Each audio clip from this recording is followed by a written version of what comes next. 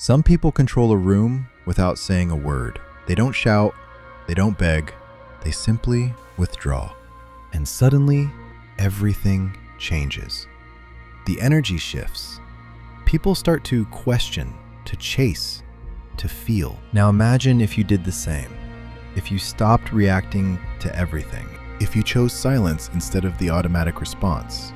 Retreat instead of explosion. When you stop being always available, emotionally, physically, psychologically, the world around you goes into crisis.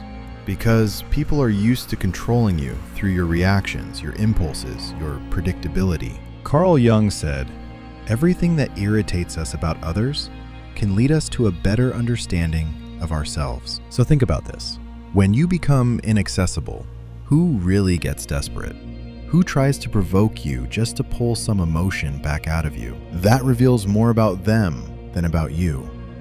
And it reveals how much you've been manipulated without even noticing. You keep giving yourself away to please, to keep the peace, to not lose people who were never really with you. And with every forced yes, every instant reply, every emotional reaction, you give away a piece of your energy. And at the end of the day, what's left? Tiredness, frustration, an emptiness you can't explain because you are too available to people who don't deserve even a minute of your silence. You were taught to always be present, to respond fast, to please, to say yes even when you wanted to say no.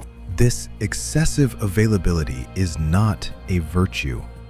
It is a prison. Being always available makes you predictable, and everything predictable becomes a tool. People press you like an emotional emergency button, then put you back on the shelf. Jung spoke about the persona, the mask we wear to be accepted, loved, recognized. You say "I'm okay" when you're suffocating. You reply instantly even when you're exhausted. Being available all the time is a quiet form of self-abandonment. That control comes at a price, and the price is your peace. Your vital energy, handed out as if it were infinite. People who want you available don't want you. They want what you provide. The more available you are, the less they value you. What is too abundant becomes cheap. So stop and think. Who truly deserves your time? Or better yet, who deserves your absence? Why do we react so easily? The answer is in what Jung called psychic energy. The psyche is an energy system. Every thought, every reaction consumes a part of it.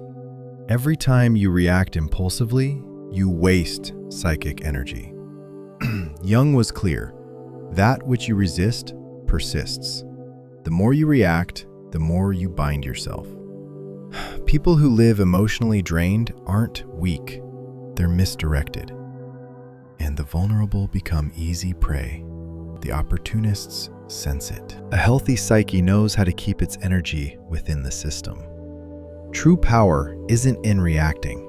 It's in choosing when and how to act. How many nights have you lost over an unresolved conversation? You're keeping ghosts alive that should have died long ago. Psychic energy is a force field. Guarded well, it creates presence. So observe your triggers. That's exactly where your energy escapes. When you conserve your energy, you break the projections others place on you. You think you're in control, but most of your emotional responses are programmed. Opportunists just trigger the buttons you left exposed, and you react every time. Jung called it projection, casting onto you what they can't face in themselves. The more available you are, the more you become a blank canvas for their projections. The friend who only appears in crisis, the partner who always needs saving. They're not relating to you. They're relating to the role you agreed to play. The most effective manipulation isn't shouting. It's the silence of guilt. But when you stop reacting, the game breaks. The projections crumble. The mask they put on you falls. And now they're forced to look at themselves. Your unavailability is a threat. It forces them to confront their own emptiness. Jung said, "We do not become enlightened by imagining figures of light, but by making the darkness conscious." When you withdraw, their shadow begins to surface. Are you ready to be misunderstood, rejected, even attacked for protecting yourself?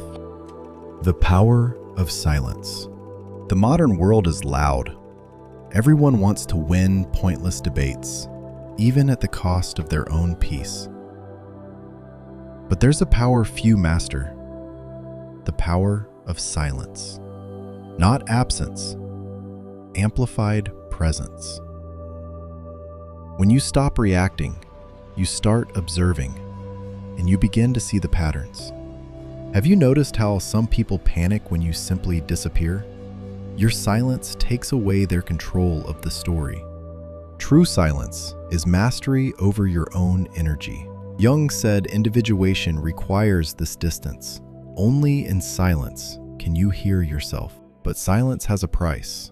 They'll call you cold, distant, arrogant. The more you mature, the more selective you become with your words. Not everyone deserves access to your truth. Sometimes, silence isn't retreat, it's sovereignty. The most powerful silence is the one that rebuilds you from the inside. Understanding this means nothing if you keep saying yes when you mean no. Awareness without action is just another form of self-deception. Real transformation begins when you decide to become selective. Conscious unavailability isn't coldness. It's taking control of your energy, your time, your peace.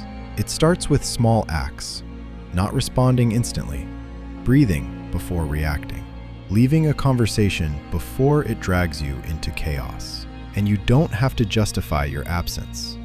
You owe nothing to anyone but yourself. Jung knew every individuation passes through isolation, a sacred isolation. Watch who distances themselves when you become more reserved. Watch who provokes you the moment you stop reacting. These aren't signs you're wrong. They're proof you've begun to free yourself. It's uncomfortable at first. You'll feel guilty.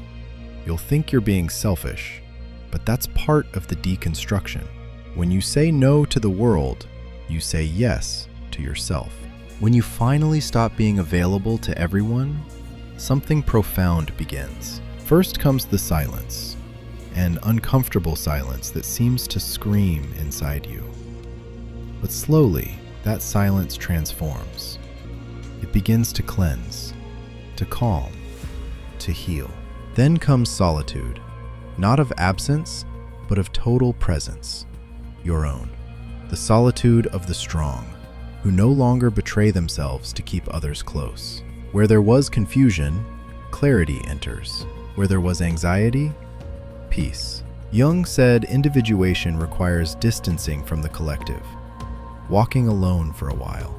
You stop being a reactor and become a creator. The people uncomfortable with your absence never wanted you. Only the role you played. You'll lose people, but you'll find yourself. When you're no longer available for anything, you become valuable, rare, unforgettable. This is a rebirth, a new beginning. You only accept what resonates with your peace. If this touched you, write in the comments, "I choose my peace." Are you willing to pay the price of being you? See you in the next one.